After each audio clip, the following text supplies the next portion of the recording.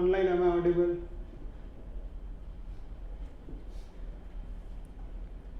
Google Meet में am I audible? Yes, Prabhu. Is the screen visible? Yeah.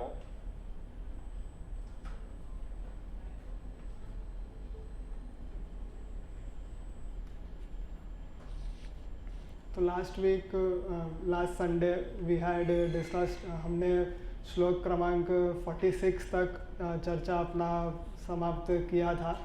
आज हमने 2.47 और उसके आगे का डिस्कशन करना है। तो उसमें जाने से पहले मैं ऐसे ही एक दिन मंडे को जब ऑफिस से घर आया, तो जनरली घर आने में मुझे 9 बज जाता है, 9 सवा 9 हो जाता है। तो उस समय पे टीवी पे केबीसी चालू होता है, Kaun Banega Crorepati. So my father is a very big fan of KBC. तो मैं जब घर में पहुंचा तो मैं जस्ट घर में एंटर किया और मैं शूज़ वगैरह उतार रहा था, उसी टाइम पे एक क्वेश्चन आया। तो जनरली केबीसी में questions from all spheres come, physics का भी आता है, साइंस का भी आता है, उसमें स्पिरिचुअल क्वेश्चंस भी आते हैं। तो उसी समय पे महाभारत का एक क्वेश्चन आ गया। तो जनरली मेरे घर में होता है कि ऐसा कोई स्पिरिचुअल अगर क्वेश्चन आ जाता है तो पापा आवाज़ लगाते हैं, बता इसका आंसर बता। तो मेरा ध्यान नहीं था और मैं बोलता उससे पहले जो कंटेस्टेंट था उसने आंसर दे दिया। मैं बोला हाँ ये बराबर है। तो बोलते अब तो उसने बोल ही दिया, अब तो क्या बोल रहा है। तो बोला तो why are you getting so affected, वो एक साथ आपको थोड़ी मिलेगा। बोलते नहीं पर आना चाहिए ना आंसर। सो सम पीपल गेट वेरी क्या बोलते हैं, वो टची हो जाते हैं। उनको चाहिए कि दे ट्राई टू जज योर इंटेलिजेंस। जैसे घर में अगर केबीसी चालू होता है तो इट इज़ एक्सपेक्टेड कि घर के बच्चे आंसर देंगे, नहीं तो फिर आता है कि मतलब तू स्कूल में पढ़ के आ रहा है, मतलब व्हाट हैव यू स्टडीड, अभी तक देखो 10,000 के क्वेश्चन का आंसर नहीं आया या 360 वाला आ गया तो वो बहुत इंटेलिजेंट है। तो ऐसा सीन हुआ था। तो वो क्वेश्चन वाज वेरी रेलेवेंट। तो वो क्वेश्चन का मैं एक स्क्रीनशॉट लेके आया, क्योंकि वो क्वेश्चन के ऊपर हमारा डिस्कशन हुआ था यहाँ पे। तो ये क्वेश्चन का आंसर अगर कोई मुझे बता सके, according to Mahabharata which of this Pandavas was also known as Vrikodara. तो ये उस समय में क्वेश्चन था। मैं सोचा कि लेके चलता हूँ, देखता हूँ कि whether are participants are able to answer. So that was the scene. अभी वो मेरे घर में हमेशा that this is a very regular thing. Dinner करते हुए भी, because that is the time 9 to around 10-10:30, so every day that played at my house and you are expected to prove your intelligence there by answering. तो आप लोगों के साथ भी ऐसा होता होगा जो बच्चे हैं, नहीं तो फिर पेरेंट्स सोचते हैं कि क्या फ़ायदा, क्या इतना पढ़ाया तुमको आ भी नहीं रहा, आंसर भी नहीं आ रहा। So this is one of the incidents I thought I will share if you are able to relate with this. तो यहाँ पर हम जो डिस्कशन कर रहे थे 2.47, सो ये last week we had discussed this is one of the most famous verse from the Bhagavad Gita. कर्मण्येवाधिकारस्ते मा फलेषु कदाचन मा कर्म फल हेतुर्भुर्माते संगोस्त्व कर्मणि। सो दिस ये वाला जो श्लोक है, ये कर्म योग के ऊपर थोड़ा लाइट डालता है। यहाँ पर भगवान अभी तक का अगर हम देखें तो the lord has been explaining Arjun about different yogas, कि तुम्हें किस प्रकार से अपनी बुद्धि का उपयोग करके कार्य करना चाहिए या तुम्हें किस तरीके से कर्म कांड में कार्य करना चाहिए। और यहाँ पर उन्होंने कर्म योग अभी तक शुरू नहीं किया है, पर वो बुद्धि का उपयोग करके कर्म करने की प्रेरणा दे रहे हैं। तो अभी हम बुद्धि योग सेक्शन का डिस्कशन कर रहे हैं जो कि 2.53 तक चलेगा। तो यहाँ पर भगवान अर्जुन को वही चीज़ स्ट्रेस कर रहे हैं कि किस प्रकार से अपनी बुद्धि का उपयोग करो और इस युद्ध को जीतने का प्रयत्न करो। जीतने का प्रयत्न नहीं मतलब अपना धर्म का पालन करो। जीतना या हारना वो तुम्हारे हाथ में नहीं है। You just do what your duty is, तुम बस अपने धर्म का पालन करो। तो ये वाला जो श्लोक है 47 नंबर वाला, this is one of the most important, famous and miss represented and miss interpreted words from the Bhagavad Gita. क्योंकि इस श्लोक के ऊपर कई लोग जो है अपनी एक लेमैन तरीके से इंटरप्रिटेशन देते हैं।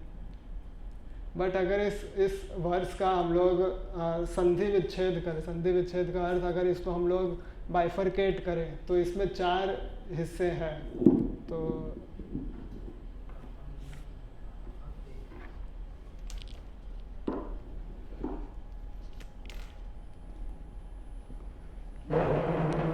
सेशन में कैमरामैन को बहुत काम करना पड़ता है।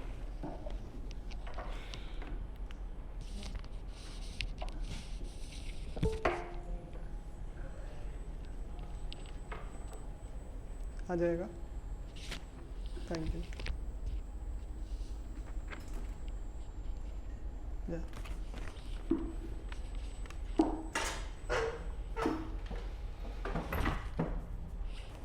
It's okay, it's okay.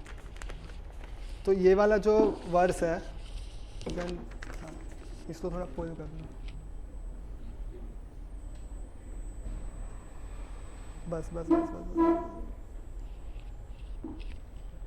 Hare Krishna. Last time I had asked for your interpretation about this verse. तो कुछ लोग बता रहे थे पर हमारा समय समाप्त हो गया था। तो आज अगर कोई बताना चाहे इस श्लोक के लिए आपके मन में क्या धारणा है, क्योंकि आप सबने इस श्लोक को अपने जीवन में कई बार कई जगहों पर सुना भी होगा और कोट भी किया होगा अपने तरीके से। तो अगर कोई बताना चाहे, क्योंकि पिछले सप्ताह पे वो डिस्कशन कंप्लीट नहीं हो पाया था, इसलिए मैं वहीं से शुरू कर रहा हूँ। I am not going into revision, पहले पुराना चीज़ बताने का, क्योंकि फिर उसमें बहुत समय लग जाता है।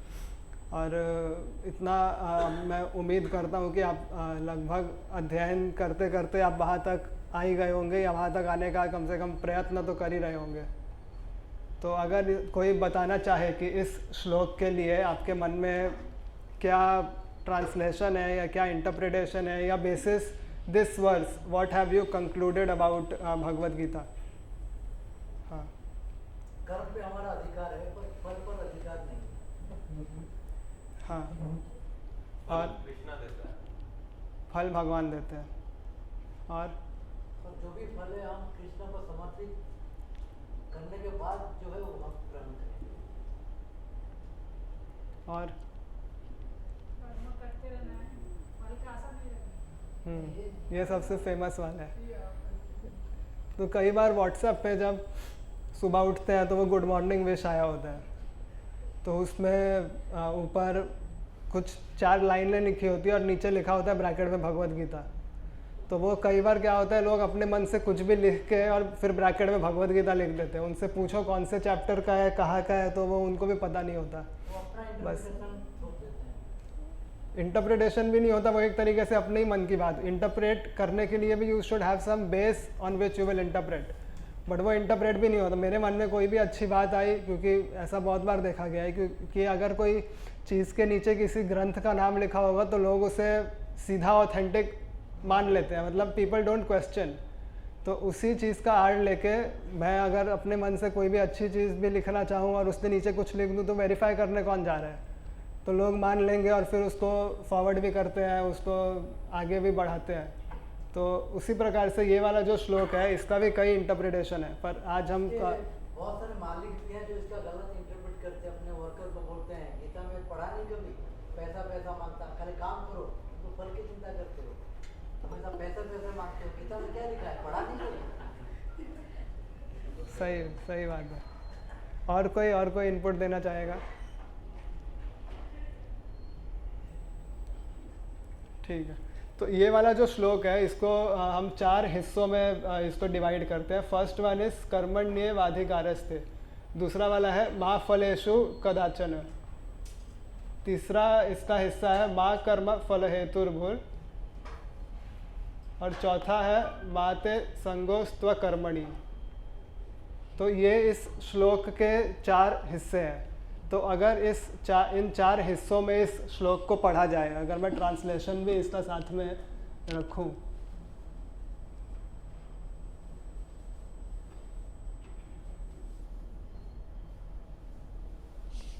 दिख रहा है? तो 1 2 3 4 हिल गया ना।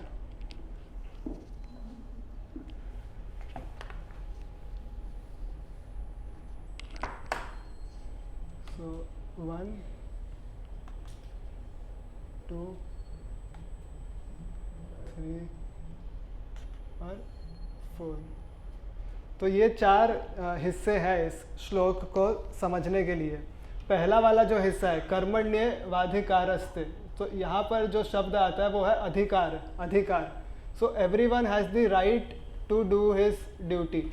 तो सबके पास अधिकार है अपने अपने धर्म का पालन करने का, अपना जो भी धर्म है उसे आगे बढ़ाने का। लेकिन मा फलेषु कदाचन, लेकिन उसका जो फल है, उसका जो फ्रूट है, उसके ऊपर अधिकार नहीं है।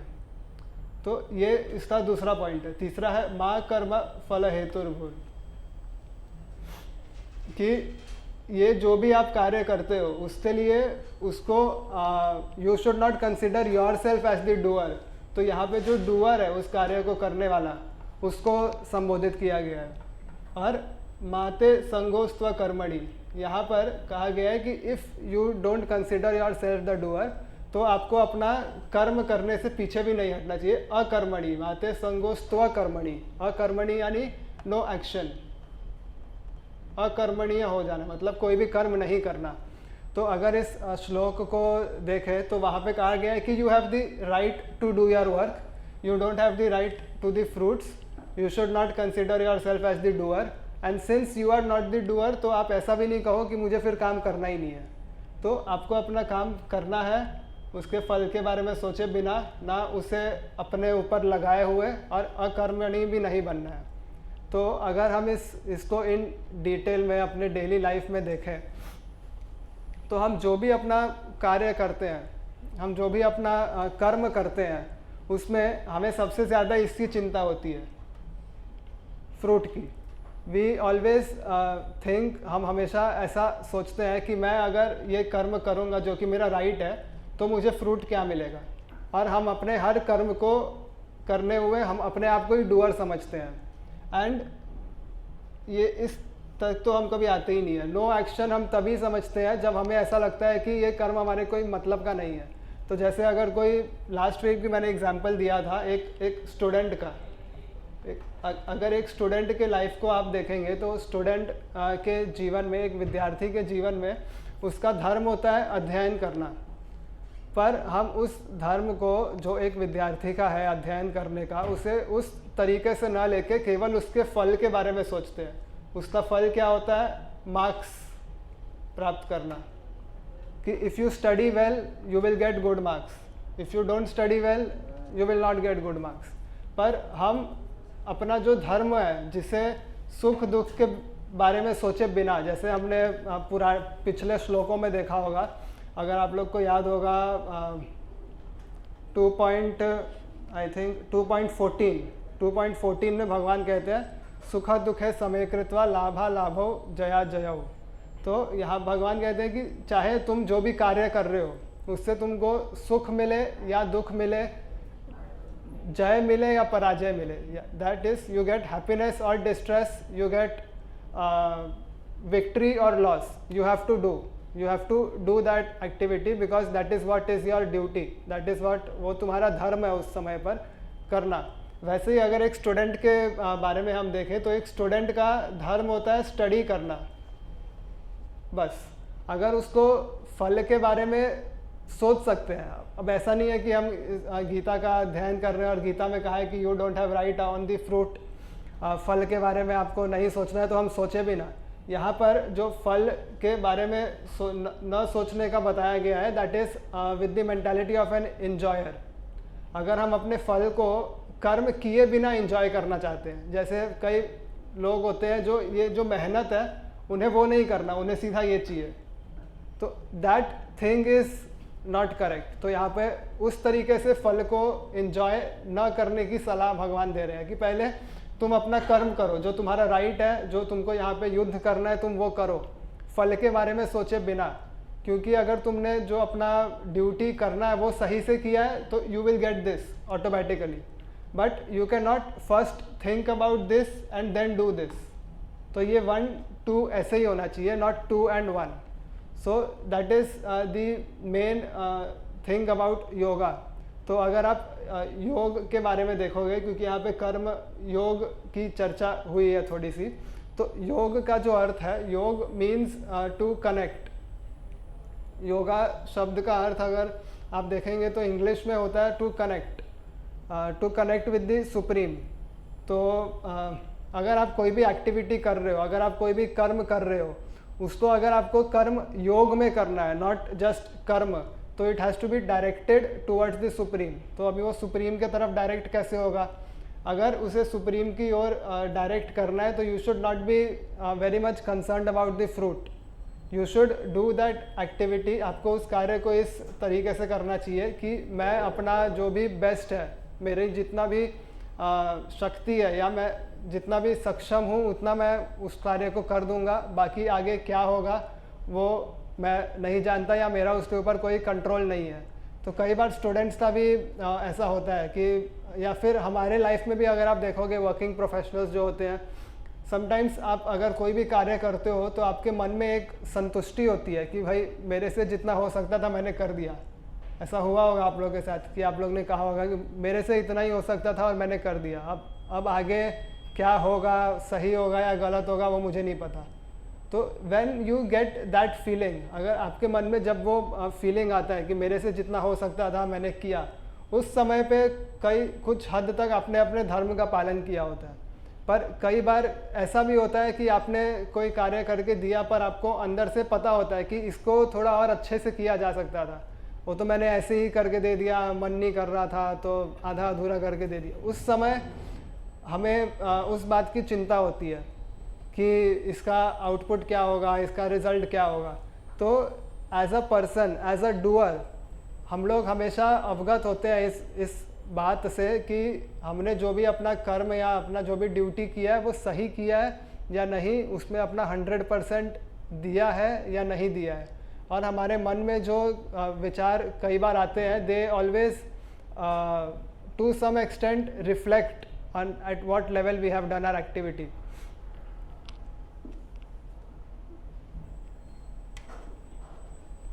यहाँ पर जो हम अपनी एक्टिविटी को करते हैं, we have the right to do our activity. तो यहाँ पर आचार्य इसका तात्पर्य में लिखते हैं कि you have to do your activity with full concentration.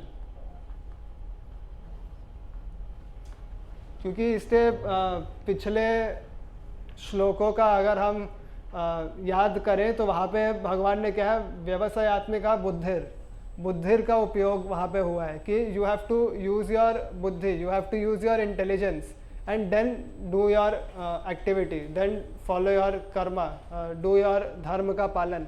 तो यहाँ पर जो भी हम कार्य करते हैं that should be with full concentration. तो हमने पिछले श्लोकों में देखा है कि भगवान ने बताया कि किस प्रकार के लोगों की बुद्धि एक जगह पे होती है और किस प्रकार के लोगों की बुद्धि मैनी ब्रांच्ड होती है. 1 पॉइंट श्लोक का रेफरेंस देना है, मैं दिखा देता हूँ एक बार.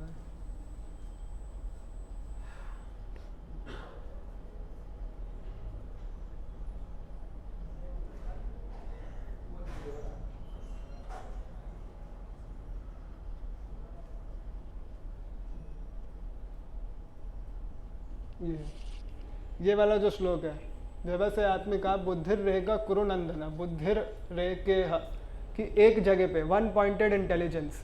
तो यहाँ पे भगवान कह रहे हैं कि तुम जो भी अपना कर्म कर रहे हो, whatever activity you are doing, that has to be 1 pointed. तो तुम जो भी एक्टिविटी करो उसमें फुल कंसंट्रेशन के साथ उस एक्टिविटी को तुमको करना है. Because since you have the right to perform that duty, तुमको उस कार्य को करने से कोई रोक नहीं सकता. और अगर उस कार्य को करने से कोई तुम्हें रोके तो तुम्हें पूरा अधिकार है उस बाधा को अपने जीवन से हटाने का, क्योंकि उस समय पर वो कार्य करना तुम्हारे अधिकार क्षेत्र में. तो जैसे अगर इसको प्रैक्टिकल लाइफ में देखें तो if there is any soldier, कोई सैनिक होता है, उसका कार्य है कि भारत के या जो भी देश है उसकी सीमा की रक्षा करना. लेकिन अगर उसको वो चीज़ करने से कोई रोकता है तो उसे पूरा अधिकार होता है कि वो जो भी करना चाहे वो उसे मारे या जो भी करना है वो करके वो अपने कार्य को करे, कि जो देश की रक्षा करनी है वो कुछ भी करके ही has to do that, so that is his dharma at that place. तो वैसे ही हमारे अधिकार में भी जो भी कार्य होता है और हमें जो भी चीज़ करने को दिया गया है उसे we should always try our best to the best of our capacity, कि हम उस कार्य को जिस तरीके से उम्मीद की गई है उसे करने का प्रयत्न करें। दूसरा जो चीज़ है फ्रूट वाला, फ्रूट में it is there that we should be detached, we should not be too much attached to the fruits which we are about, जो हमें मिलने वाला है। तो कई बार जब हम अपना कोई भी कार्य करते हैं तो हमें पता होता है कि इस कार्य की सफलता के बाद हमें क्या मिलेगा।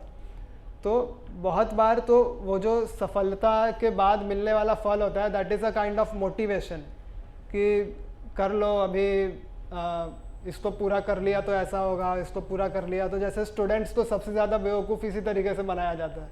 10th स्टैंडर्ड कर लो फिर सेट, नहीं अभी उसके बाद होता है 12th स्टैंडर्ड कर लो फिर सेट, फिर होता है नहीं अब ग्रेजुएशन कर लो फिर सेट, तो ग्रेजुएशन भी हो जाता है, फिर जॉब ले लो फिर सेट, फिर ब्याह कर लो तो सेट, फिर बच्चे हो जाए तो सेट, वो सेट होते ही रहता है अपने अर्थी पे आने तक। तो it is like always thinking about the fruit. To some extent हम फ्रूट के बारे में सोच सकते हैं कि हमें किस प्रकार का फल मिलेगा, it can serve as a motivation to do that activity. But एक जो डिटैचमेंट वाला भाव है टू द फ्रूट, डिटैचमेंट का अर्थ जो है यहाँ पर डिटैचमेंट की जो बात होती है, दैट डिटैचमेंट इज़ नॉट कि आप उस फल को इंजॉय नहीं करो, इट इज़ लाइक उसका कुछ अंश, सम part of that phal, some part of that fruit should be used for a higher cause, और that activity should be such, वो कार्य जो है वो धर्म का जो भी आपका ड्यूटी है वो ऐसा होना चाहिए कि उससे किसी भी प्रकार की अधर्म ना हो, उससे किसी भी प्रकार का हानि किसी दूसरे जीव को ना हो। तभी वो एक जो यहाँ पे जिस कर्म की बात हो रही है दैट इज़ ऑल एक तरीके से एक्टिविटीज़ इन कृष्णा कॉन्शियसनेस, अर्थात जितने भी हमारे कार्य हैं अगर हम उसे धर्म के आधार पे करें, धर्म का अर्थ यहाँ पे इट इज़ वर्णाश्रम धर्म। तो वर्णाश्रम धर्म अगर आप देखेंगे, ये चीज़ शब्द किसी ने सुना है कभी, वर्णाश्रम धर्म?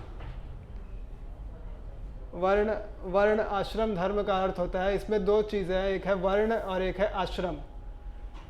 तो अगर हम वर्ण देखें तो शास्त्रों में 4 प्रकार के वर्ण बताए गए हैं।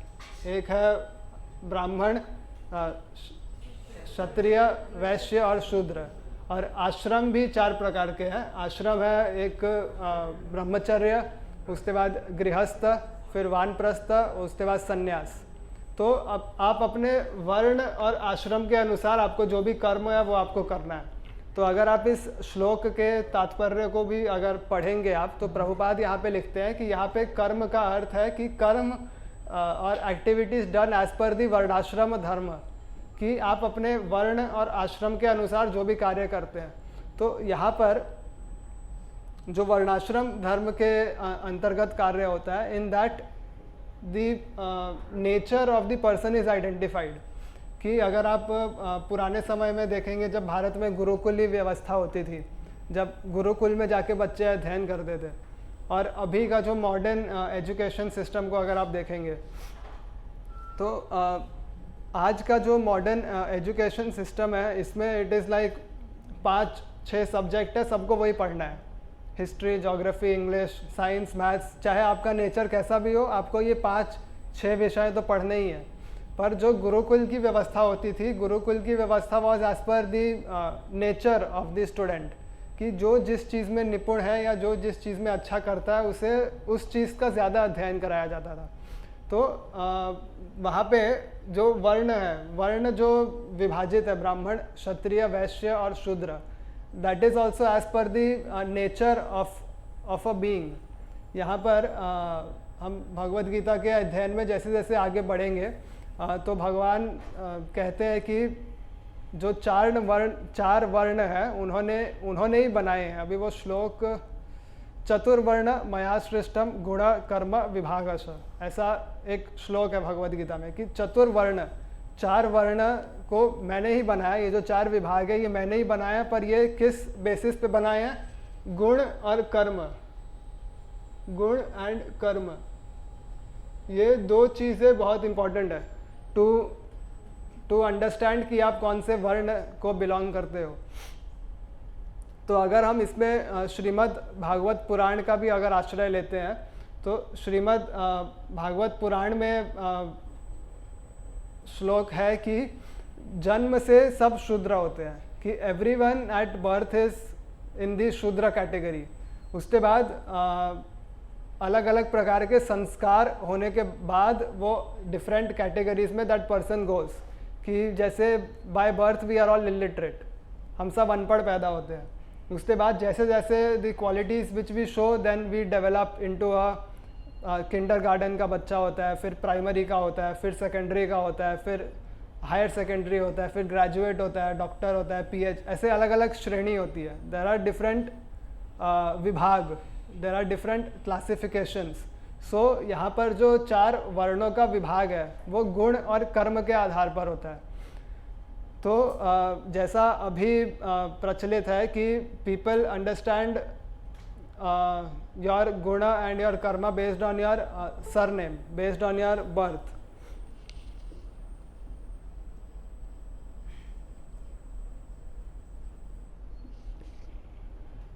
तो यहाँ पर जो आजकल का जो जैसा है कि व्यवस्था की based on your birth it is understood कि आप कौन से वर्ण में स्थापित होगे।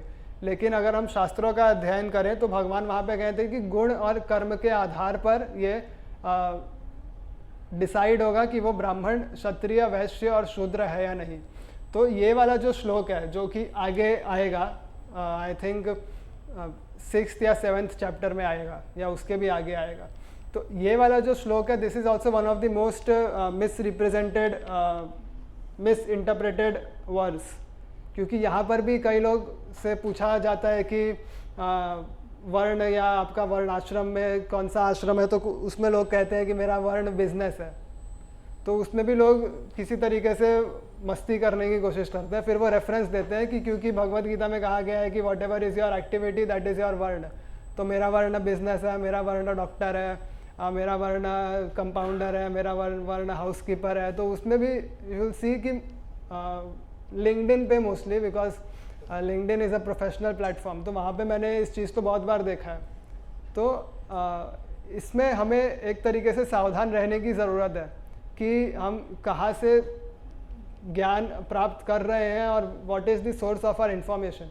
क्योंकि वो चीज़, वो जो पोस्ट उस वेबसाइट पे डली है उससे 1 या 2 लोग तो प्रभावित हुए ही होंगे, जिसे कुछ भी नहीं पता होगा, उसने उस चीज़ को पढ़ा होगा, फिर सोचा होगा कि भाई यहाँ पे तो रेफरेंस वगैरह दिया है तो भाई सही होगा, तो कल से मेरा भी वर्ण डॉक्टर हो गया, या दूसरा सोचेगा ऐसे मेरा भी वर्ण नर्स हो गया। तो this is how misconception is propagated, कैसे जो गलत विचार है समाज में इसी तरीके से फैलाया जाता है। तो इट इज़ वेरी इम्पॉर्टेंट कि हम हमेशा इस बात का ध्यान रखें कि हम अपना जो भी इंफॉर्मेशन है वो कहाँ से ले रहे हैं। तो अभी हम यहाँ पे कंसंट्रेशन का बात कर रहे थे। तो कंसंट्रेशन में देयर आर 3 थिंग्स विच जिसे हमें अपने ध्यान में रखना चाहिए। एक होता है while doing our activities, one is कि we should have full attention in that activity, पूरा ध्यान दे के उस कार्य को करना। उस समय जब हम उस कार्य का निर्वाह कर रहे हैं तो पूरा ध्यान, पूरा एब्जॉर्प्शन उस कार्य के प्रति होना। We should be fully absorbed in doing that activity. क्योंकि जनरली क्या होता है, हम कोई भी एक कार्य को करने के लिए बैठते हैं लेकिन उसी बीच में 10 कार्य और करते हैं, क्योंकि जो चीज़ हमारे हाथ में होती है उस समय वो करने में मज़ा नहीं आता। जो दूसरी चीज़ जो 1 दिन बाद या 2 दिन बाद हो सकती है उसे उस समय करने का ज़्यादा मन करता है और उसी समय उसे करने में मज़ा भी आता है। तो यहाँ पर जो ये 2 चीज़ें हैं, and then there is awareness about doing that activity. We should be fully aware of what we are doing, of whether we should, कि हमें इस कार्य को इस तरीके से करना चाहिए या नहीं करना चाहिए। जैसे कि एक बार महाभारत का ही एक किस्सा है, या शायद मैंने बचपन में ये स्टोरी बहुत बार सुनी है, क्योंकि महाभारत में ना भी हो, क्योंकि महाभारत का अध्ययन उतना मेरा है नहीं। तो जैसे कि ये स्टोरी आप लोग ने भी सुनी होगी कि एक बार द्रोणाचार्य ने अपने सभी शिष्यों को बुलाया और एक सामने एक तोता रखा हुआ था। उन्होंने कहा कि तुमको तोते की आँख पे बाण छोड़ना है। तो उन्होंने अपने सभी एक एक करके सभी शिष्यों को बुलाया और उनसे पूछा कि तुम्हें क्या दिख रहा है। तो एक शिष्य ने आगे कहा मुझे दिख रहा है आसमान, मुझे दिख रहा है पेड़ पत्ता ज़मीन। तो द्रोणाचार्य ने बोला कि तुम जाओ, अभी तुम तैयार नहीं हो। फिर दूसरे को बुलाया, उससे पूछा कि तुम्हें क्या दिख रहा है। उसने बोला मुझे पीछे की नदी, पेड़ पे लगा हुआ फल, तोता, तोते का पंख, उसका बीक, उसके पैर सब दिख रहा है। तो उसको बोला कि तुम भी तैयार नहीं हो। उसके बाद द्रोणाचार्य ने अर्जुन को बुलाया, फिर अर्जुन से पूछा तुम्हें क्या दिख रहा है। तो अर्जुन, हाँ थैंक यू। तो मतलब मुझे शॉर्ट में बोलना चाहिए ना, हाँ मैं ज़्यादा खींच लिया। सीधा कंक्लूड करो, थैंक यू। तो अर्जुन ने कहा कि मुझे केवल आँख दिख रहा है, तोते का सिर्फ आँख दिख रहा है। तब द्रोणाचार्य ने कहा कि यस यू आर रेडी, तो तुम बाण छोड़ सकते हो। तो वहाँ पे it is all about awareness and attention and how absorbed we are, how concentrated we are in doing that activity at that point of time. So वहाँ पे कर्म करते समय हमारा उस समय का जो धर्म है उसको करते समय इन तीनों चीज़ों का ध्यान रखना बहुत एक तरीके से ज़रूरी है कि हम अगर उस एक्टिविटी को अच्छे से करना चाहते हैं तो how we should perform that activity. And यहाँ पर हमारा कंट्रोल भी सिर्फ इन चीज़ों पर ही है। उसका फ्रूट किस तरीके से आएगा उसके ऊपर हमारा कंट्रोल कई बार नहीं भी होता। जैसे कि एग्ज़ाम लिखने के बाद हमें तो लगता है कि भाई पूरा लिख दिया है, पूरा पेपर लिखा है मैंने, पर 100 में 70 या 80 या 90 आ ही जाएगा। पर जब पेपर चेक होके हाथ में आता है तो 50 ही होता है। तो फिर ऐसे लगता है कि भाई आई वॉज एक्सपेक्टिंग एटलीस्ट 75 80, तो मुझे 50 आया। तो कई बार उसमें क्या होता है कि आप अगर अपने आप से सवाल पूछोगे तो आपको भी खुद से जवाब मिलेगा कि आपने वो आंसर सच में लिखा था या सिर्फ ऐसे ही ठोका था। कई बार हमारे एग्ज़ाम में हम वही करते हैं कि 100 मार्क का पेपर लिखना है, थोड़ा तो 60 मार्क का तो आता है, बाकी का 40 मार्क का नहीं आता, तो क्या करना है। तो आसपास का कुछ भी उससे रिलेटेड उसमें लिख दो। 5 मार्क का आंसर है तो 1.5 पेज लिख दो, मिल जाएगा, कुछ तो मिल ही जाएगा। तो that is where we have not done our activity as it was expected to be done. So we should not also be expecting the fruit. But अगर हम कोई एक्टिविटी करके उसके फ्रूट का या उसके फल का एक्सपेक्टेशन रखते हैं, तो यहाँ पर आचार्य लिखते हैं कि अगर आप फल का एक्सपेक्टेशन रखते हो तो आपको फिर दोनों तरह का एक्सपेक्टेशन रखना चाहिए। You should not always think कि भाई मुझे मीठा फल ही मिलेगा, तो तुम्हें कड़वे फल के लिए भी तैयार होना चाहिए। या तो तुम दोनों के लिए तैयार रहो, या तो फिर नहीं तुमको कड़वा चाहिए तो फिर अच्छे के बारे में भी मत सोचो। जब वो आएगा तो you will automatically be able to relish it or whatever take the enjoy it एक तरीके से। तो यहाँ पर अगर तो भगवान भी अर्जुन को जब कह रहे हैं कि तुम्हें कर्म करने का अधिकार है पर फल का अधिकार नहीं है, तो यहाँ पे इसका अर्थ ये है कि फल का अधिकार तुम्हें इसलिए नहीं है because again being attached to the fruit, फल से बंधने से तुम इस संसार से भी बंधोगे, फिर तुम्हें सुख और दुख दोनों को झेलना पड़ेगा। क्योंकि हाँ Can I ask? हाँ It's okay. हाँ हाँ Otherwise, I can ask. नहीं आप हाँ you can. So, can we interpret in the way that if you have a right to do and you are putting full concentration, and the concentration is made up of attention, absorption, and awareness. So, if you are doing anything with all these things, means you are concentrating on that thing. And if you are going to concentrate, definitely you are going to think that doing right thing. Just like the example you have given us now, sorry, just like you gave us the example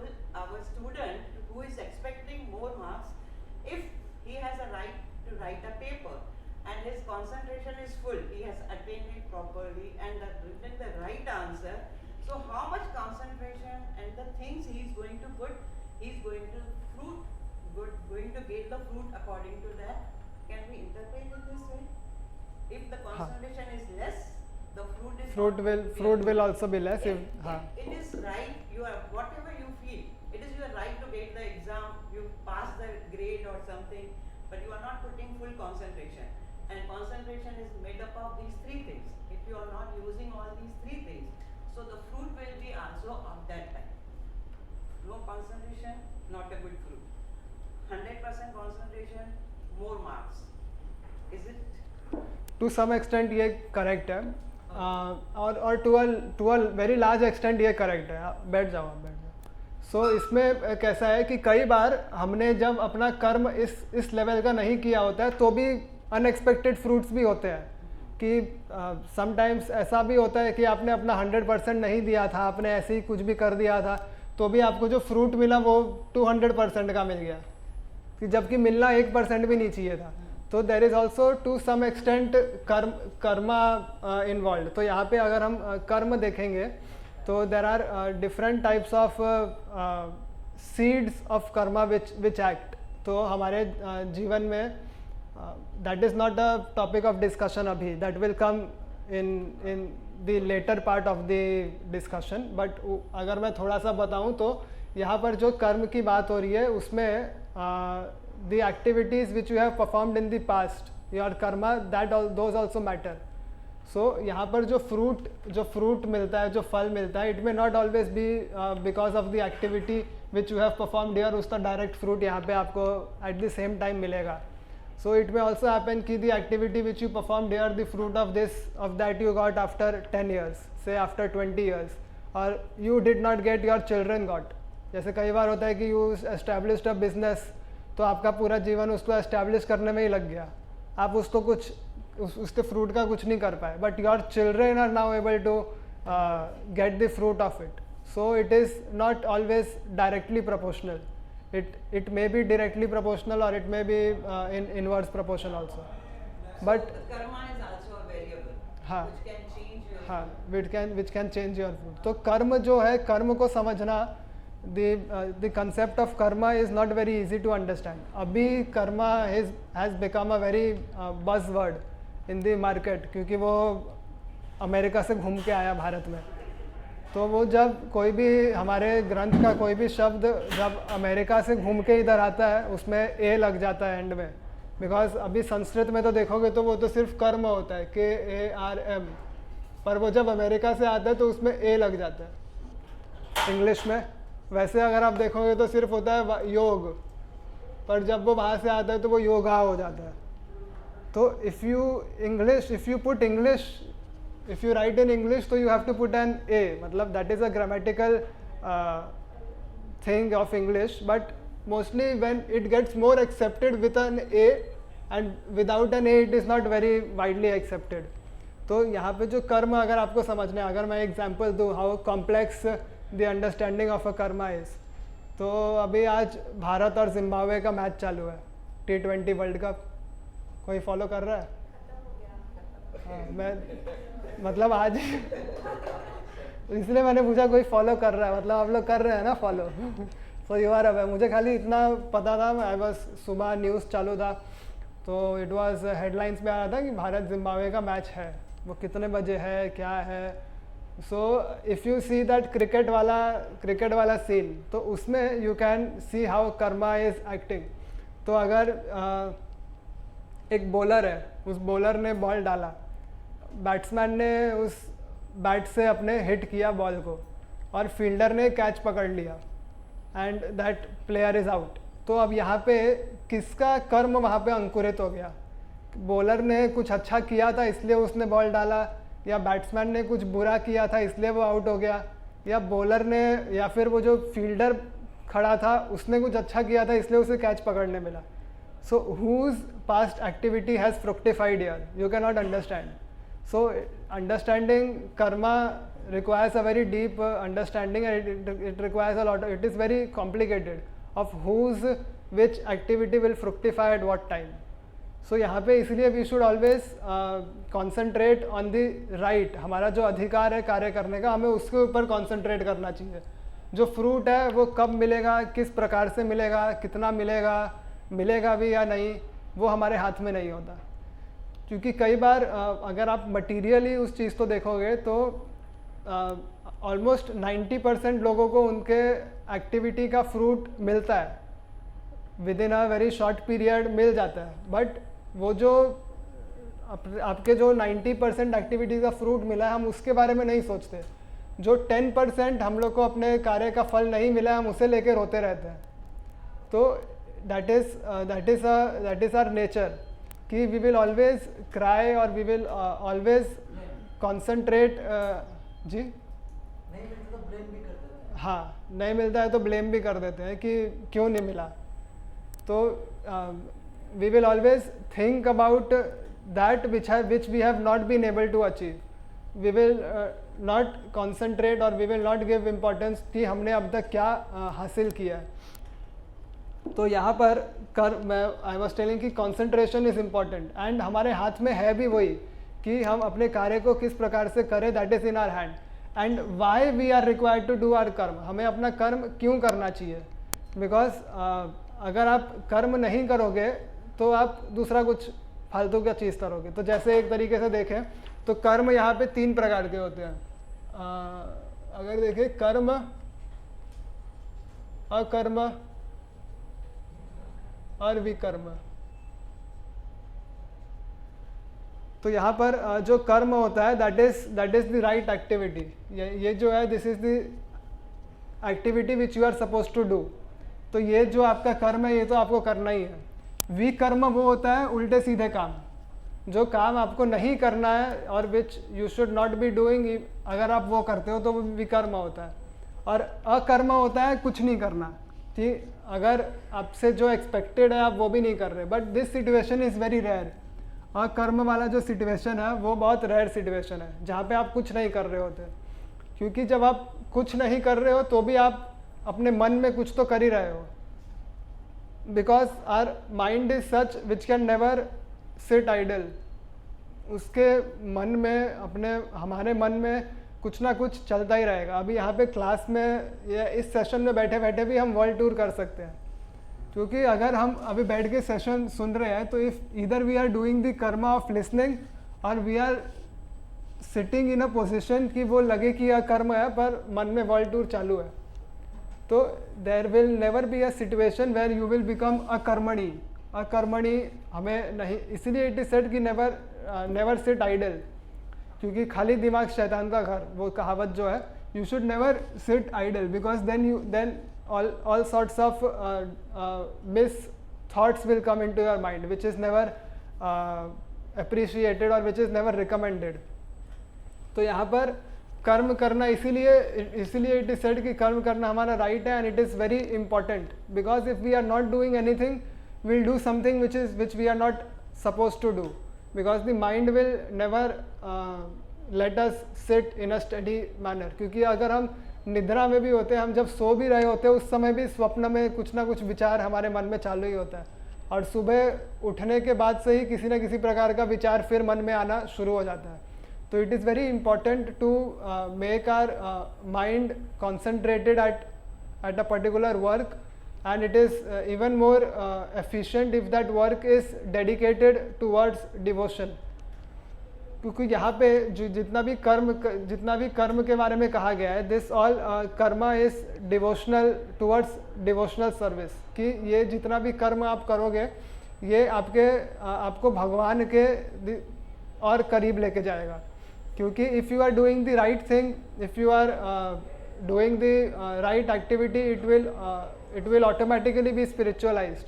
Because जो विकर्म होता है, अगर आप कोई भी किसी भी प्रकार का विकर्म करोगे तो आप उससे कभी ये उम्मीद नहीं रख सकते कि वो किसी भी प्रकार से स्पिरिचुअलाइज्ड होगा. तो हमारा जो मटेरियल एक्टिविटी भी है, जो भी हम भौतिक कार्य करते हैं, उसको स्पिरिचुअलाइज कैसे करना है. तो उसको स्पिरिचुअलाइज करने के लिए some part of that fruit, यहाँ पे जैसे मैंने लिखा था कि सम पार्ट, उसका थोड़ा सा हिस्सा आपको भगवान की सेवा में लगाना है. अब उसका थोड़ा सा हिस्सा किसी भी प्रकार का हो सकता है. तो अगर if you are earning money तो you can give some part of the money towards any spiritual cause. अगर आपका कार्य किसी प्रकार का मेहनत करने का है तो आप मेहनत करके भगवान की सेवा कर सकते हो। ऐसा नहीं है कि भगवान की सेवा केवल दान से ही होगा। कलयुग में वैसे दान का महत्व ज़्यादा बताया गया है, because in this age that is the one of the most simplest way of serving dharma. पर आप दूसरे तरीके से भी भगवान की सेवा कर सकते हो। जैसे अगर इसमें हम श्रीमद् भागवत का रेफरेंस लें तो अरे ये तो हम करते ही नहीं है, किसी को याद नहीं आया इतने समय से। अब ये वर्ड फाइल में देखो दिख गया, ये वाला किया 1.1 किया 1.15 किया, उसके बाद किया ही नहीं, किसी ने बोला भी नहीं। छोटा सा प्रश्न है। हाँ devotional service also comes in akarma which doesn't have any reaction. हाँ devotional service that is also akarma which doesn't have any reaction. Devotional service का कोई रिएक्शन नहीं होता, पर वो अकर्म नहीं होता है, वो कर्म होता है। कर्म का अर्थ जैसे मैंने आपको कहा कि whatever you are suppose to do, तो डिवोशनल सर्विस ऑल्सो आप you are suppose to do, तो वो कर्म में आएगा, अकर्म में नहीं आएगा। उसमें खाली डिफरेंस ये है कि उसका किसी भी प्रकार का पॉजिटिव या नेगेटिव इम्पैक्ट आपके ऊपर नहीं होगा। तो अगर आप इसी अध्याय के पिछले श्लोकों का अगर अध्ययन करोगे तो वहाँ पे भगवान कहते हैं कि इवन दी स्मॉलेस्ट, अगर इस पथ पे, इस भक्ति के पथ पे आप थोड़ा सा भी प्रोग्रेस करते हो तो that stage with you for the life time. तो अगर आप थोड़ा सा भी कर्म या थोड़ा सा भी मेहनत इस पथ पे करते हो तो इट नेवर गोज वेस्ट, तो it is always considered in the slab of Karma. अकर्म में वो या विकर्म में तो आएगा ही नहीं, पर अकर्म में वो नहीं आ सकता। It is the right thing, तो वो कर्म में आएगा, पॉजिटिव कर्म में एक तरीके से आएगा। And also there is one more sloka in Bhagavad Gita related to karma. Niyatam kuru karma tvam karma jaya ya karma. वो आगे आएगा, वो एक डिफरेंट प्लेन पे है, that is a different discussion. उसको अभी यहाँ पे मिक्स नहीं कर सकते यहाँ पे। कर्म जया या कर्म, कर्म से कर्म ही श्रेष्ठ। हाँ, दैट वी शुड नॉट, उसमें अभी नहीं जाना चाहिए, नहीं तो फिर वो कंफ्यूजन क्रिएट करेगा, वो आगे आएगा। तो यहाँ पे मैं क्या कह रहा था, हाँ भागवतम का रेफरेंस दे रहा था। तो अगर भागवतम का दशम स्कंद अगर आप देखेंगे तो 10th चैप्टर का जो 10th कैंटो के 10th चैप्टर का 8th वर्स अगर आप पढ़ोगे 38th वर्स अगर आप पढ़ोगे तो वहाँ पे how devotional service can be practice, इस बात का चर्चा हुआ है कि वाणी गुणान कथने श्रवणो कथायाम, कि आप अपनी वाणी से कथा का गुणगान करें भगवान का, और श्रवणो कथायाम आप अपने श्रवण मतलब ईयर्स, अपने श्रवणों से भगवान की कथा का श्रवण करें या मतलब उसको सुने। So you can purify your activity by engaging yourself in different ways by different means of practising devotional service. जैसे श्रीमद् भागवत के ही तीसरे कैंटो में, थिंक 3.5 कैंटो में, थर्ड कैंटो 5th चैप्टर में एक श्लोक आता है कि श्रवणम कीर्तनम विष्णु स्मरणम पाद सेवनम अर्चनम वंदनम दास्यम साख्यम आत्मनिवेदनम। तो नवधा भक्ति, हाँ ये जो नव भक्ति करने के जो 9 प्रकार हैं, तो इन चीज़ों को करके आप अपना कर्म करते हुए अपने कर्म को प्योरीफाई कर सकते हो, या उसका जो फ्रूट है उसे भगवान को इस तरीके से अर्पित कर सकते हो। सो that is how you can purify your activity. But अब हमें ऐसा नहीं सोचना है कि क्योंकि हमें उस एक्टिविटी से कोई फ़ायदा नहीं है तो हम अकर्मणी हो जाएं। अकर्मणी हमें कभी नहीं होना है, कि अगर हमें किसी चीज़ से कोई फ़ायदा नहीं दिख रहा है तो उस कार्य को करो ही मत। If doing that activity is your duty, तो चाहे उससे फ़ायदा हो या ना हो आपको उस कार्य को करना ही है, क्योंकि वो तुम्हारी ड्यूटी है। You don't have to become akarmani, you should not say कि I will become inactive because I have nothing to gain from that activity. So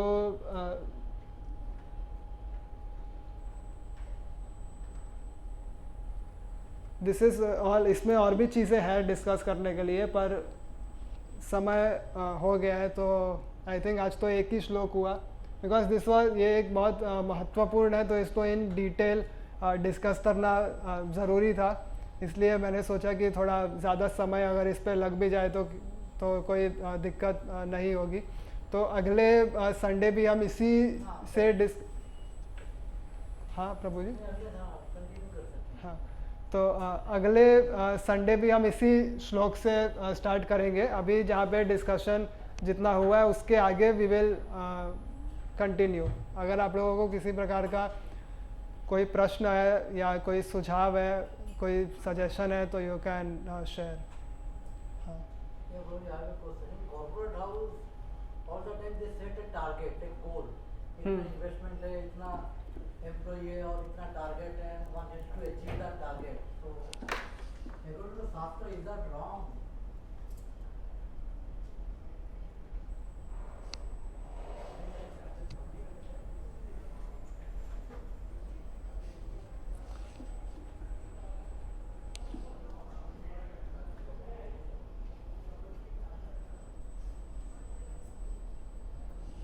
जो टारगेट अचीव करने वाला है, that is part of your duty, if I am not wrong.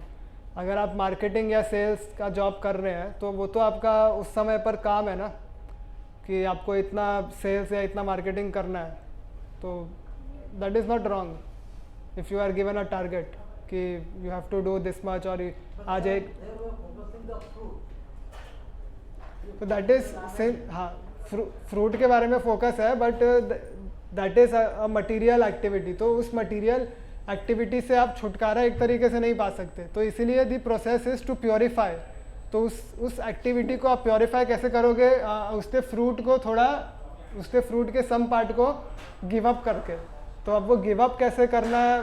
Through different means that you have to think about. क्योंकि अगर आप corporate में या इस मटेरियल लाइफ में आप जो भी कार्य करो, it is always about the fruit. जैसे कंपनी में काम ही इस प्रकार से होता है, प्रोजेक्शंस बनाते हैं कि हमारा टर्नओवर इतना है तो इतने से इतना हो जाना चाहिए, वो अभी इतने हमारे एम्प्लॉयज़ हैं तो उनको इतने से इतना. It is all about projection and planning. तो यहाँ पे प्लानिंग करने में कोई दिक्कत नहीं है, but it is all about whatever material activity you are doing, you have to purify it. और उस पर प्योरीफिकेशन का प्रोसेस तो ऐसा है, to let go some part of the fruit. अगर आपका जो भी फल है उसका थोड़ा सा हिस्सा आपको त्यागना है, तो उससे उसका प्योरीफिकेशन होता है. आपको अपने कर्म को नहीं त्यागना है, वो कर्म को आपको करना है, उसके फल को त्यागना है थोड़ा सा.